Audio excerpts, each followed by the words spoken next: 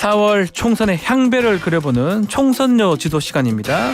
자, 오늘은 김성태 전 국민의힘 의원, 최재성 전 청와대 정무수석과 함께합니다. 두 분 안녕하십니까? 네, 안녕하세요.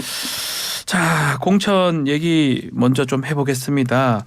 여야 지금 공천 속도를 내고 있는 상황인데 아직 다 된 건 아닙니다. 중간 평가 점수 좀 매겨주시면 좋을 것 같습니다. 국민의힘부터 한번 매겨볼까요? 국민의힘은 제가 판단하기에는 80점은 줘도 아무 문제가 없을 것 같아요. 80점. 그러면 인위적 공천 학살이라든지 네.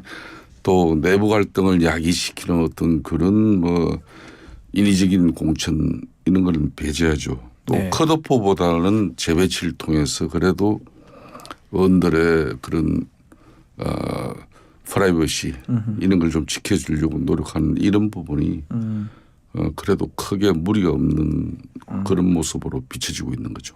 최재성 수석 보시기에는 점수가 원래 이제 이 2016년 총선처럼 네. 대통령과 김무성 박근혜 대통령과 당시 김무성 당대표 이제 결이 다르고 예. 그런 경우에는 이제 충돌이 일어날 수가 있죠. 그래서 그때 이제 진박 간별로 아주 예상을 뒤엎고 민주당이 이겼거든요. 네. 이번에는 조금 윤석열 대통령과 한동훈 비대위원장의 충돌이 있었습니다만 비교적 잘 그런 것을 수습하고 있다. 그러면 이제 여당의 무기가 있거든요. 네. 공천에서 그게 뭐냐면 조정하고 할 수 있는 환경과 힘이 있는 거예요. 네. 그런 게 현재까지는 비교적 원만하게 되고 있다. 이런 생각이고요. 그래서 다른 데서도 제가 한번 얘기를 드렸지만은 국민의힘 같은 경우는 김성태 의원님이 소위 말해서 공천 배제 아니면 예. 훨씬 더 점수를 더 드리고 싶은데 또 한 70점 정도. 고십점이네요, 그게. 70점 정도 좀 예. 주고 싶고요. 예. 왜냐하면 영남이 아직 남았거든요. 그런데 지금 추세대로라면 영남도 잘 수습할 것 같은 느낌이 들어요. 그다음에 반면에 민주당은 이제 파동 수준의 공천 파동 수준의 지금 단계로 와 있거든요. 그 정점에 이제 임종석 전 비서실장이 있고요. 예. 그리고 하위 20% 지금 이 통보가 되고 있고 김영주 부의장 반발 탈당 예고가 이어지고 있고요.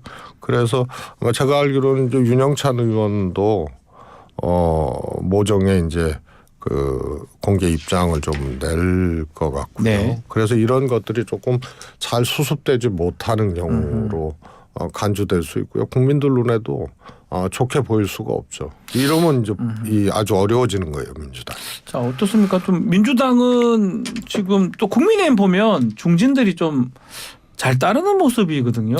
김태호, 조혜진 근데 민주당은 좀 반발하는 모습을 좀 보이고. 그러니까 이게 이제 국민의힘 입장에서는 이번 사흘 총선에 임하는 자세들이 좀 절체절명이죠. 네. 이번 사흘 총선에서 좋지 않은 성적표가 나온다면은 집권당으로서 대통령을 배출한 정당이지만은 이렇게 집권당이 면모를 갖추기가 상당히 어려웠어요. 예. 지난 2년 동안 그런 국회 이제 입법 권력이 한쪽으로 그냥 월등하게 쏠려 있으니까 아무것도 하지 못하는 그런 무기력한 정당의 모습으로 국민적 비판과 또 당 내부적으로도 많은 어려움이 있었죠. 그런 측면에서 이번 4월 총선에서 이기기 위해서는 특히 현역 의원들 같은 경우는 정치를 쭉 경험하면서 공천대 내부 분란이 일어나면은 이거는 필패를 할 수밖에 내부 없는 분란. 거예요. 네. 아무리 좋은 인적 자원을 갖다 수혜를 하고 또 아무리 좋은 총선 전략을 가지고 또 정말 훌륭한 정책을 이렇게 제시하더라도 그 구성원 집단인 그 정당의 공천이 시끄럽고 갈등 구조가 커버리면은 절대 유권자들이 쉽게 마음을 안 줍니다. 그런 측면에서 국민의힘 입장에서는 지금의 위기를 극복하기 위해서는 특히 공간위가 현역들 같은 경우는 인위적으로 컷오프를 안 시키고 있지 않습니까? 재배치 내지는 조정을 통해서 계속 해나가는 이런 노력들이 과거에 경험했던 바로서는 네. 아 이거는 공천 학살이 아니다.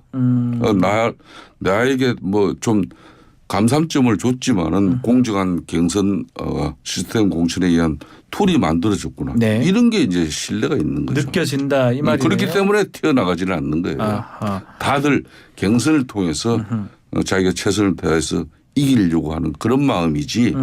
아 이게 뭐 불공정 경선판을 깔았으니까 나는 튀어야 돼. 이거 아니라는 거죠. 그 네. 장면이 지금까지의 총선에서 네. 민주당이 보여줬던 모습하고 국힘이 보여줬던 모습이 지금 거꾸로 나타나고 있어요. 아. 그렇다고 맞습니다. 예, 국힘은 아무튼 과정이 어떻든 장제원 의원 등 소위 말해서 이제 핵관들의 네. 상당수가 이제 조금 재배치되거나 정리되는 이런 거고요. 불출마도 하고. 그게 원래 민주당 그게 아주 전매 특허거든요. 네. 그래서 혁신을 한쪽으로 쇄신을 한쪽으로 반드시 갖고 갔어요. 그다음에 한쪽은 통합. 이건 무슨 얘기냐면 민주당의 반노 반명했던 분들이 무난하게 공천을 과거에 받았어요. 그래서 한쪽엔 통합 한쪽엔 쇄신. 쇄신은 읍참마속 주류 희생 네. 헌신 이런 거였는데요. 이게 거꾸로 지금 가고 있어요. 그러니까 민주당이 지지율이나 이런 데서 비상이 걸릴 수밖에 없는 상황이 되고. 그러니까 정치는요. 네. 그러니까 절대 권력을 소유한 1인 정당이 돼버리면은 네. 바로 지금 민주당의 지금 위기 저런 상황이 오는 겁니다. 최재성 수석께서 정확하게 짚으시는데 네. 저게 민주당 같은 경우도 이재명 당대표의 절대적인 어떤 그 공천권에 대한 쉽게 말하면 권력을 가지고 있잖아요. 네.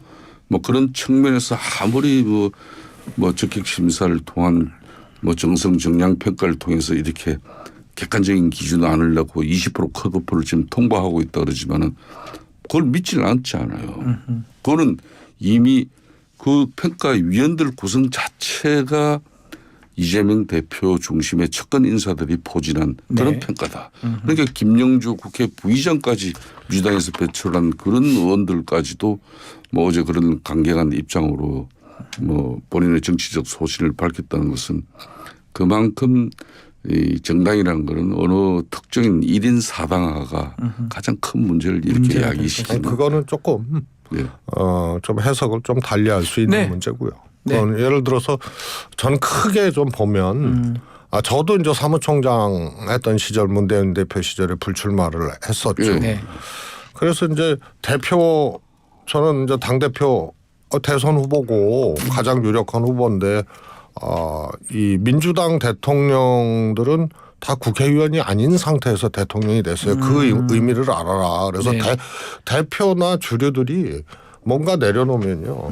상황 정리나 공천 정리들이 조금 명분 있게 될 수가 있어요. 수월하게 될 수가 있는데. 그렇지 않고 그다음에 사무총장이나 등등등 요직에 있는 사람들은 오히려 경쟁자를 자격심사 과정에서 탈락시켜버려서 사실상의 단독 공천을 받고 이런 게 없으니까 이 하위 20% 이런 게 조작되거나 저는 그렇지 않다고 봅니다. 그런데 반발을 할 수밖에 없고요. 그다음에 룰을 만지면 안 돼요. 그런데 그런 게 몹시 아쉬운 거예요. 룰을 일종의. 만진다. 그래서 다음 전당대회 대비해서 룰을 만진 거 아니냐라는 의혹이 그런 게 대의원하고 권리당원 이 대표성이 너무 없으니까 권리당원 비중을 확 강화한다. 예. 그래서 제가 대의원 늘리면 된다 그랬거든요. 그럼 이런 것들이 오해받는 건데 이번에 하위 20% 평가도 정성평가 비중을 높이니까 오해를 받는 거예요. 정성평가. 그러나 그 전에 예. 뭔가 주류에서 4년 전에도 이해찬 대표 출마 안 한다 그러고 공천관리 잘 하셨거든요. 이번엔 그런 게 없고 오히려 칼질도 하고 자기 사람도 만들려고 그러고 혹은 공천에 누가 봐도 경쟁자 제거해버리고 이런 거를 요직들이 하고 이러니까 칼질도 하고 제 사람 넣기도 하고 이걸 두 가지를 다 하다 보니까 이런 하위 20% 반발도 나올 수밖에 없는 나올 거예요. 수밖에 없다. 국민의힘 같은 경우는 예. 지금까지 공천을 보면 윤심이 보이지 않는다 이런 평가가 있는 것 같습니다. 바로 이제 그게 이제 국민들에게 아. 그나마 국민의힘 공천이 제대로 흘러가고 있구나. 네. 가장 핵심이죠. 만일 특히 이제 용산에서 대통령께서 이 공천에 어떤 개입하는 그런 흔적이나 그런 분위기가 국민들에게 읽혀지면은 네.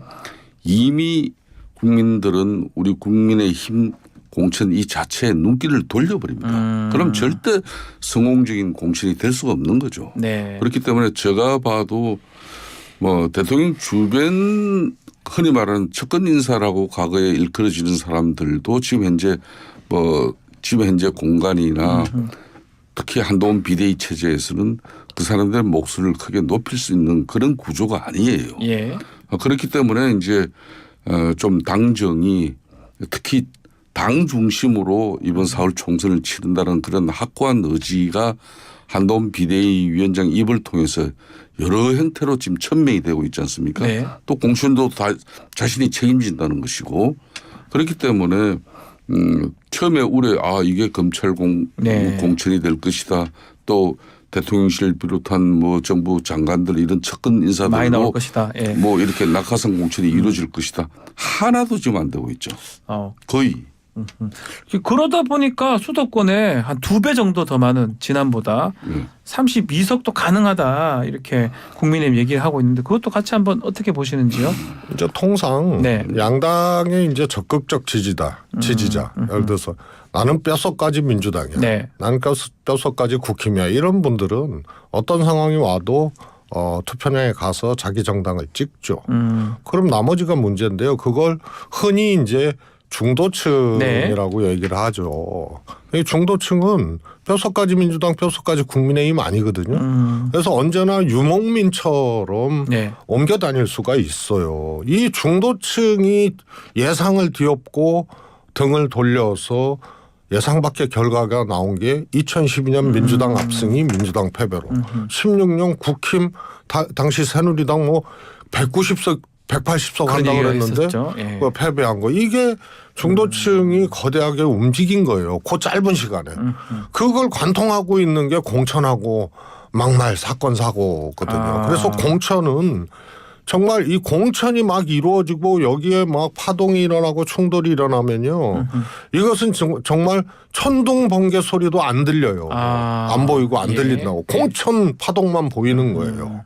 그래서 김건희 여사 예를 들어서 명품백 문제도 민주당 공천 파동이 일어나고 혹은 또 국민의힘 공천 파동이 일어나고 이러면은요 안 보이는 거예요. 작아지는 거예요. 그런데 거기에 지금 민주당이 매우 아쉬운 이런 이제 장면들을 계속 보이고 있는 게 네.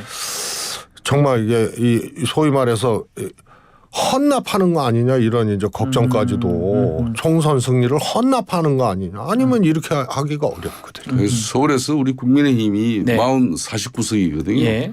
뭐 32석 이런 이야기는 섣부른 이야기입니다. 제가 볼 때는 아직 아니에요. 아니요. 엄살일 수 있어요. 네. 아예 아닙니다. 왜냐하면 그 중도층이 예. 아니 계산이 딱 나오는 거예요. 민주당을 하고자 하는 5, 6%의 중도층이 거꾸로 가버리잖아요. 예를 들어서. 그게 이제 우리 아주 단순하게 얘기해서 그러면 엎어지는 바뀐다는 거예요. 거죠. 최수께서 이제 짚으신 내용은 정확하게 맞아요. 예. 중도층이 어떤 그 표심을 가지냐에 따라서 승패는 수도권 선거의 승패는 거기서 결정 나버리거든요. 네.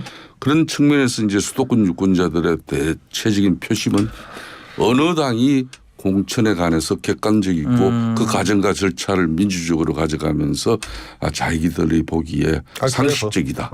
이렇게 받아들여지면은 그 당에 대한 정책도 호의적으로 보는 것이고 네. 사람에 대한 평가도 호의적으로 보는 겁니다. 저는 그런 측면에서 이제 국민의힘이 민주당 지금 현재 공천 방식보다는 약간 낫다. 그래도 중도층 우리 유권자들이 볼 때는 낮게 보이는 겁니다. 그런 측면에서 이제 처음에는 사실 서울 예를 들면은 예. 49석에서 저희들이 뭐 한 18석만 해도 땡큐다 그랬는데 예. 그보다는 조금 더 몇 선 더 이제 뭐 건질 수 있는 그런 여건이지만은 국민의힘은 더욱더 정진해야 됩니다. 더 잘해야 된다. 아주 그래서 왜 그런 그런가면은 거 있잖아요. 네. 국정 운영에 대한 무한 책임을 져야 되는 집권당이기 때문에 4월 총선은 지금 아마 민주당이 또 체제를 정비하고 나면은 네. 또 이 국정 운영에 대한 평가로 이렇게 예. 프레임 자체를 또 바꿔갑니다. 그러니까 공천으로만 끝나는 게 아니거든요. 민주당이요 수습하고 반전을 할 수 있느냐 예, 이게 그 포인트거든요. 부분이네요, 결국은. 그래서 네. 수습하고 반전을 하려면 혁신과 통합이에요. 그래서 누군가 헌신해야 되고 그래서 제가 불출마 촉구하고 사무총장이나 여기 이랬던 것이 우선 잘못했잖아요. 잘못했죠. 본인들이 키 잡고 공천 과정 주도하면서 본인들은 단독 공천 환경을 지금 만들어 버렸거든요. 잘못했잖아요. 그래서 헌신을 어디선가 해야 돼요. 그 다음에 이제 통합 공천을 해야 돼요. 그래서 김대중 왜 많이 들어보죠. 김대중 노무현 문재인 찍었던 사람들 다 모아야 되고 아하. 그리고 중도층이 상대적 신뢰 경쟁에서 민주당을 선택을 해줘야 이기는 거예요. 근데 김대중 노무현 문재인 찍었던 사람들이 일부가 이탈을 하고 중도층이 야 당도 저렇게 제대로 운영 내지는 공천도 저렇게 하는데 입법부 다수당을 줘? 상대적 신뢰의 경쟁에서 지게 돼서 이탈하게 되면요. 수도권 결과가 생각 밖으로 달리 나올 수가 달리 있는 나올 거예요. 수도 있다. 그게 한 5, 6% 이동하면은 달리 나오는 거예요. 지금 뭐 파동 민주당 같은 경우는 이제 뭐 공천 파동 말씀을 이제 하셨는데 지금 김영주 의원 이제 탈당 선언부터 해서 앞으로 연쇄 탈당도 가능할까요? 민주당 저는 같은 그렇게 경우는? 봅니다. 지금 현재 계획신당이 네. 저거는 뭐 좀 상당히 서로 이렇게 부둥켜 안고 예. 가기는 그 한계가 있는 부분입니다. 어제 상황 봐서는 그렇다는 예, 거죠. 그렇습니다. 그렇기 때문에 이낙연 대표가 자신의 모든 것을 버리면서까지 이준석 대표의 그런 젊은 창의성이나 또 독창적인 어떤 그런 정치의 새로운 패러다임에 그냥 자신의 모든 것을 내던져 버리든지 네. 안 그러면 이준석 당대표가 자신의 어떤 젊음과 또 그런 창의성 독창적인 정치 구조를 만들려고 하는 그런 본인의 열의를 그냥 지금 내려놓고 이낙연 대표의 그런 정치 경험과 연륜 갱년을 중시하는 계획신당으로 가자. 이 양가름 한쪽 가르마가 타지지 않으면요. 저는 동거하기가 좀 어려운 문제입니다. 그게 잘 안 되면 탈당도 이어지지 않는다. 그렇죠. 이겁니까? 제가 왜 이 이야기를 먼저 하는가 하면요. 자, 그런 선상에서 지금 이제 이낙연 대표의 그런 정치적 판단이 뒤따라야 예. 지금 이제 민주당 내에서 쉽게 말하면 배제되고 있는 이런 선수들이 갈 곳이 생기자는 거예요. 그렇기 때문에 지금 현재 이낙연 대표 입장에서도 아마 계획신당 내적으로 깊은 고민에 지금 빠져 있을 겁니다. 그러면 당장 어제 민주당 탈당을 선언한 김영주 의원. 부의장 같은 네. 경우도 본인이 무소속으로 이렇게 백의종군할 것인지 안 그러면 이낙연 대표와 함께 그 옛날에 동지들과 함께 4월 총선에 판을 만들어 갈 건지 이거는 뭐 모르는 얘기잖아요. 어떻습니까? 뭐 윤영찬 의원 말씀도 좀 전에 하시긴 하셨는데. 이제 하위 20% 만약에 예. 이런 분들은 의원들 입장에 따라서 좀 예. 갈릴 거예요. 근데 상상을 해보자면 네. 예를 들어서 조홍천 의원이 만약에 탈당 안 하고 지금 하위 20%인데 앞으로 탈당한다. 근데 국민의힘을 가면은 조홍천 의원 당선될 수 있거든요. 그 지역에 국민의힘 플러스 개인표. 네. 그리고 나름 관리도 잘했단 말이에요. 이상민 의원의 경우에는 지역구가 뭐 하여튼 들리는 말에 의하면 별로 관리가 안 되고 그러니까 플러스 알파 효과를 못 갖고 가는 거고 이상민 전 예. 이 의원 같은 경우. 그러니까 의원에 따라서 내가 국민의힘으로 갈 수 있는 의원도 저는 나올 수 있다고 봐요. 국민의힘으로 갈 수도 있다. 계산해서 네. 그다음에 국민의힘 유력 주자가 없는 지역 있잖아요. 수도권은 꽤 있을 수 있거든요. 그래서 이제 그런 것도 좀 생각해 볼 수 있고 네. 그렇지 않으면은 경선을 통해서 내가 페널티 받고 돌파하겠다. 네. 그래서 조금 이런 유형도 있을 것 같고요. 그래서 좀 갈라질 것 같아요. 아마 이재명 대표 쪽에서는 하위 20%가 보통 해당이 되면은 불출마하는 분들도 나오거든요. 예. 그런 것을 기대했었을 것 같은데 전체적인 매니지먼트가 안 되면은 그것도 현실화되지는 않거든요. 그리고 그 정점에 임종석이 있는 거예요. 임종석 비서실장. 네. 이게 다 영향이 있는 거예요. 하위 20% 탈당이나 뭐 이런데 기대할 게 없다. 여기서 경선을 해도 이게 또 불리하게 할 수가 있다. 뭐 이런 네. 등등의 이제 판단이 되면 나가는 거고. 그래서 임 실장 같은 경우는 진짜 저는 진짜 객관적으로 봤을 때 당에 좀 민주당에 묻고 싶어요. 임종석을 성동에 안 하고 성동은 격전지거든요. 네. 그리고 한동훈 비대위원장이 격전지를 만들어 버렸어요. 원래 거기가 민주당 황금지역구가 아닌데다가 네. 윤희숙 공천을 하면서 격전지를 만들어 버린 거 아니에요. 그러면 조사상에 임종석 빼고 추미애 놓고 임종석 빼고 이재명 대표 측근 넣어서 이길 수 있다면은 저는 한번 임종석 험지 출마를 생각해 볼 수도 있다고 봐요. 그런데 과정에서도 그런 등등 논의하자고 했을 때 만나주지도 않고 예. 근데 지금 와서 험지 출마 얘기하면은 이게 왜 황당한 얘기냐면 성동을 국민의힘에 헌납하겠다는 거예요. 이길 수 있는 카드를 버려버리고 그러면 이거는 뭐냐면 정치적 경쟁자를 제거시키는 거 말고는 달리 해명이 안 되는 거예요. 민주당이 할 수 있는 임종석으로 이길 수 있는 지역구까지 포기하면서 날려버린다. 이거는 완전히 일종의 이적 행위와도 같은 거죠. 이런 등등이 전체 하위 20%나 반명 의원들이나 여기에 움직임에 다 영향을 주는 거예요. 뭐 민주당, 상대당 예. 입장에서 보더라도 예. 임종석 전 실장의 성동 배제는 뭐 상대당인 우리 당 입장에서 민주당의 저는 패착으로 볼 수밖에 없는 것이죠. 패착이다. 패착이 될 수밖에 없는 예. 거죠.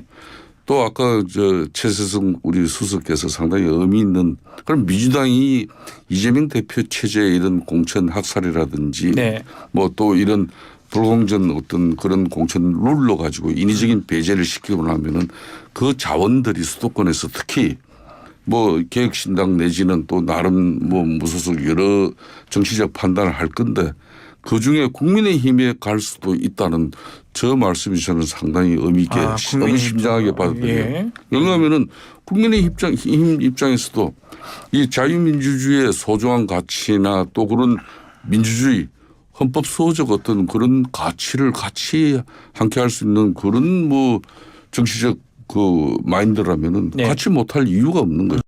그런 측면에서 국민의힘은 집권당으로서 이제 윤석열 대통령 국정운영 3년 차에 네.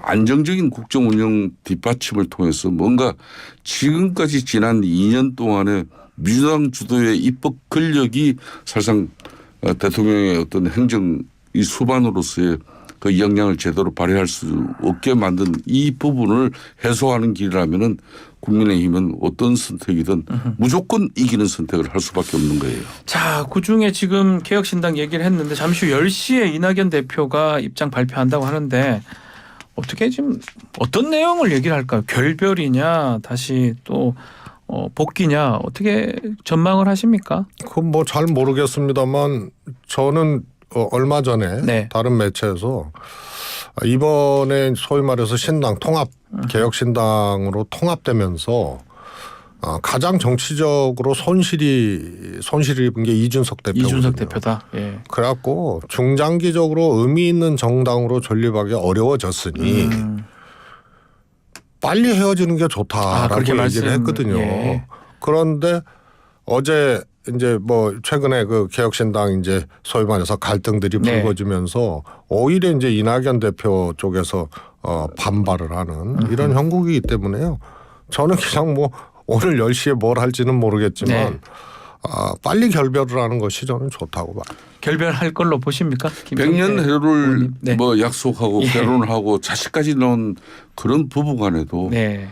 돌이킬 수 없는 그런 서로 간의 마음의 상처를 주고 뭐 여건이 안 되면 돌았습니다. 아하. 그렇듯이 지금 뭐 개혁신당의 이분들이 정치적 어떤 동지감이나 또 어떤 앞으로 같이 갈 그런 비전을 같이 공유한 어떤 그런 결사체가 아니에요. 그렇기 때문에 헤어질 것은 빨리빨리 헤어져 헤어질 버리고 것 같다.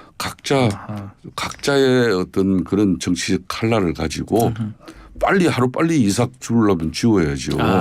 저 당에는 솔직히 이 당이든 저 당이든 공천 배제되고 정치 낭인들이 갈 수 있는 그런 구조가 지금 안 되고 있어요. 그렇기 때문에 이낙연 대표 입장에서는 제가 아까 이야기했지 않습니까? 인석 대표의 개혁신당으로 본인이 뭐 자신의 지금까지의 모든 기득권과 연륜 경륜을 다 엎어버리고 네. 인석 당대표의 새로운 정치의 패러다임에 본인이 헌신하든지 안 그러면은 이제 갈라서는 길밖에 없는 거죠. 이준석 대표 문제만 제가 계속 틀려요. 아, 저는 선대위원장 제안받고 예. 국힘에 잔류할 거다라고 했는데 예. 탈당해서 신당 만들었잖아요. 그리고 신당도 네 개 갈래 세력 갈래가 있었잖아요. 신당도 양당 체제 될 거다 그랬는데 덜커덩 통합을 해버리더라고요. 해버리고. 예. 그러면서 꼬인 거예요. 아, 꼬인 것이다. 자, 지금처럼 말씀처럼 개혁신당도 쪼개지고 녹색정의당 독자 노선 간다고 하고요. 네, 네. 조국신당도 등장을 했습니다. 이 판세만 또 구도만 보면 야권이 지금 좀 어려워지는 거 아니냐 이렇게 전망도 있는 것 같은데 그거는 어떻게 보십니까? 역대 대한민국 그 정당 헌정 역사상에 이렇게 보면은 네. 야권이 분열되면은 총선에서 승리한 경우는 거의 없습니다.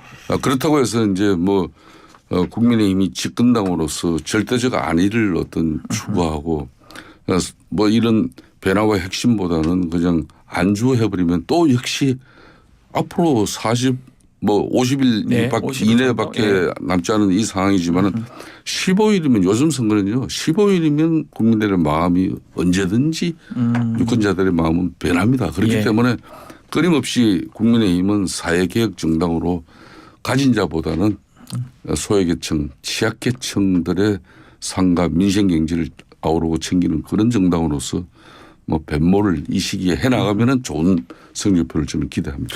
지금 좀 환경은 선거 판세 환경은 어떻습니까? 이렇게 야권이 완전 분열되는 모양새거든요. 지금 보면. 저는 민주당이 지금까지의 과정에서는 네. 상대적으로 예. 잘 못했다고 봐요. 국힘에 비해서. 그래서 지금부터 할 수 있는 거는 수습과 반전이거든요. 네. 이거 수습 연후의 반전이 아니고 반전과 수습을 그 한몸땡이로 생각하고 빨리 이거 전환을 시켜야 돼요. 예. 그래서 그게 저는 한쪽에는 쇄신, 한쪽에는 통합. 이거에 충실할 수 있는 카드를 내놓고 진행을 안 하면요. 매우 어려워질 수 있다고 봅니다. 거의 헌납 수준으로 다 이기는 선거 헌납 수준으로 어려워질 수 있다고 보고요. 그러면은 이재명 대표도 끝이고 민주당도 끝입니다. 그동안 반명하고 뭐 했던 사람들에게 윤석열 정부 폭정에 이게 맞서고 하는 것이 더 중요하지. 안에서 싸우고 이재명 대표 사법 리스크 운운하고 이런 것보다 훨씬 더 중요한 거 아니냐. 그리고 거기에 저 같은 사람을 포함해서 전직 국회의장 뭐 정세균 등등등도 여러 가지 관점은 다를 수 있으나 윤석열 정부의 이 폭정을 넘고 맞서야 된다는데 동감을 하기 때문에 지금까지 왔는데 여기서 이제 사달이 나버리면 헌납하는 거예요. 그러니까 네. 지금은 수습과 반전을 동시에 같이 해야 된다. 무엇으로 하지 않으면은 매우 어렵다. 그 정점에 임종석이 있다. 임종석 전 비서실장이 이제 어떻게 공천 받느냐. 그 말씀하셨으면 임종석이 왜 정점이냐면 명문정당 예. 얘기했잖아요. 양산 가서 이재명 대표가 문재인 전 대통령 만나서 그래서 이재명 문재인 명문정당 얘기했는데 가장 상징적인 인물인 임종석을 그 성동구까지 뺏기면서까지 쳐낸다? 이렇게 되면은 명문정당이 깨져서 제가 얘기한 게 문명 파괴가 되는 거예요. 그러니까 그러면 이제 선거를 못 치는 문명 거예요. 파괴. 성동 예. 같은 경우는 이미 민주당 내적으로도 홍익표 의원이 서초보다는 성동이 훨씬 자기가 삼선을 만들어준 그 자리가 좋은 자리죠. 그럼에도 불구하고 누굴 위해서 그 자리를 떴습니까? 그건 임종석 그래서 이번 실장이거든요. 여론조사 그렇기 결과 때문에 공개해야 돼요. 예, 임종석 이길 수 있는 실장 카드가 때문에 뭐고 비운 수치가 자리를 어떻게 나왔나. 그런 임종석을 또 다른 데로 배치해버리고 네. 거기를 갖다가 우리 당에 뭐 이렇게 좋은 조건을 만들어준다면은 저런 게 이제 쉽게 말하면 분열 조건이죠. 고맙다 이 말씀. 뭐 고마운 것은 뭐 예. 고마운 게보다는 민주당 입장에서는 저런 그림은 패착을 만듭니다. 패착을 만듭니다. 기가 막힐 노릇이죠. 알겠습니다. 위성정당 지금 국민의힘 창당대 이번 주 금요일 연기가 됐는데 예. 혹시 당에서 위성정당 좀 힘 보태달라 이런 말 없습니까, 김성태 의원님? 저는 저 자신이 뭐 백의종군하고 선당 후사의 어떤 입장을 가지면서 네. 제가 지금까지 정치를 하면서 절대 어떤 뭐 이해관계나 뭐 저 자신의 향후 뭐 어떤 그치 미래를 그렇게 두고 나는 여지를 만들지 않았어요. 그렇기 네. 때문에 23일 지금 현재 위성정당 국민의 미래 이제 출범과 함께 어떤 그림으로 한동훈 비대위 체제에서 만든지 아무도 모르는 겁니다. 그렇기 때문에 그 위성정당은 뭐 어느 누구도 지금 이제 얘기는 할 수가 없어요. 누가 어떻게 참여하고 어떤 모양새인지. 네. 대체로 또 지금 현재까지는 그게 보안이 잘 유지되면서 진행되고 있는 것 같아요. 민주당은 어떻습니까? 민주당도 뭐 불출마 선언한 의원이 뭐 위성정당에 가야 되는 거 아니냐 뭐 이런 얘기가 나오는데 누가 저는 애동초 현역 의원들이 탈당해서 위성정당으로 이 위성정당을 만드는데 네. 앞장서거나 참여하는 것 이런 것이 큰 의미가 없다고 봅니다. 그건 기호 3번 누구냐 뭐 이거거든요. 기호 빨리 좀 받기 위해서. 예. 네, 그런데 뭐 그게 별로 의미가 없고요. 일단은 뭐 현역 의원이 필요할 텐데 국힘은 누군가를 내보내서 인위적으로 해야 되고 네. 우리는 비례연합정당을 위성정당으로 얘기를 하는 거 아니에요. 그러니까 이미 바깥에 이제 용해인 의원 등 현역이 있기 때문에 크게 집착할 문제는 없다. 그러나 뭐 기호 3번으로 또 집착해서 한다 그러면은 네. 그러면은 그거 내보내는 것도 능력이거든요. 그런 거 뭐 민주당이 잘할 수 있을지 모르겠고요. 그래서 네. 3번에 집착해서 너무 현역들을 기호 3번 때문에 딱 숫자만큼 내보내고 뭐 이런 일은 의미도 없고 안 했으면 좋겠어요. 아이, 예, 뭐 저게 정리해 이제 주십시오. 예. 이 기호 3번의 의미도 상당히 중요해요. 그 중요할 뿐더러 또 이제 현역 의원들이 가야 되는 이유 중에 하나가 정당은 국고 보조금을 받거든요. 그렇기 예. 때문에 일정 부분 아무리 위성 정당이지만 전국 정당으로서 한 정당당 비례 20석에서 23석이 걸려 있는 이 엄청난 뭐 싸움판이 되는데 네. 이 싸움판을 제대로 체제를 갖추고 체계를 갖추고 또 뭐 조직을 제대로 준비하지 않으면 이 역시도 또 모릅니다. 선거. 그렇기 때문에 사실 민주당이든 국민의힘이든 위성 정당에 대한 모양새나 또 조직적인 체계 그리고 앞으로 리더십 네. 뭐 이런 부분에 대한 많은 고민이 있을 겁니다. 참 어쩌다가 위성정당을 이렇게 떳떳하게 예. 얘기를 하고 이렇게 됐나 모르겠어요. 네, 알겠습니다. 자, 뭐 그러면 지금 뭐 민주당도 그렇고 그 국민의힘도 아주 유력한 사람을 그래도 뭐 당 대표로 하겠죠. 위성정당에 뭐 인요한 위원장 얘기 나오기도 하고 장제원 의원 얘기도 나오기도 하던데요. 저는 뭐 그분들 이야기는 충분히 나올 수 있다고 보지만은 뭐 결코 그런 뭐 시중에 어떤 네. 그런 예측대로 맞아 떨어질 거라고 이렇게 보지는 않습니다. 민주당 같은 경우는 우상호 뭐 의원 얘기가 나오긴 하던데요. 글쎄 그러지는 않을 거예요. 우 의원님이 위성정당 하려고 그렇게 나가서 하기에는 뭐 그분이 이제 의정활동 해오고 공인으로서 했던 그런 격하고 맞지도 않고요. 그래서 이미 이제 바깥에 현역 의원들이 있기 때문에 네. 이게 이제 연합이잖아요. 그렇기 때문에 그 문제는 크게 뭐 이렇게 걱정 고민 안 해도 될 것 같아요. 마지막으로 짧게 조국 신당은 좀 어떻게 전망하십니까? 저는 뭐 코멘트 안 하겠습니다. 김성태 의원님한테 제가 뭐 질문 좀 드려보겠습니다. 최재성 우리 수석 예. 입장까지 이제 더 보태가지고 좀 예. 한 말씀 드리면은 뭐 이루어질 수 없는 어떤 그런 사랑이죠. 아하. 그러니까 사랑도 이루어지지 못하는 사랑은 그거는 참 불편한 사랑이 되는 겁니다. 뭐 아름다운 사랑으로 볼 수가 없는 거죠. 그렇기 때문에 조국 자신만의 어떤 정치적 목적을 가지고 저렇게 하는 것은 민주당이 앞으로 4월 총선에서 크게 이렇게 주워 담는 어떤 그 부분에서 조국 신당도 일정 부분 역할을 하고 그렇게 해서 모아지면은 그게 결론은 민주당 야권 세력에 뭐 이렇게 승리로 갈 수 있다는 건데 그거는 제가 볼 때는 조국 전 수석의 입장이고 판단이고 민주당에게는 별 도움은 안 될 겁니다. 민주당한테는 도움이 안 될 것이다. 알겠습니다. 자, 오늘 말씀 여기까지 듣겠습니다. 최재성, 김성대 의원님 두 분 감사합니다. 예.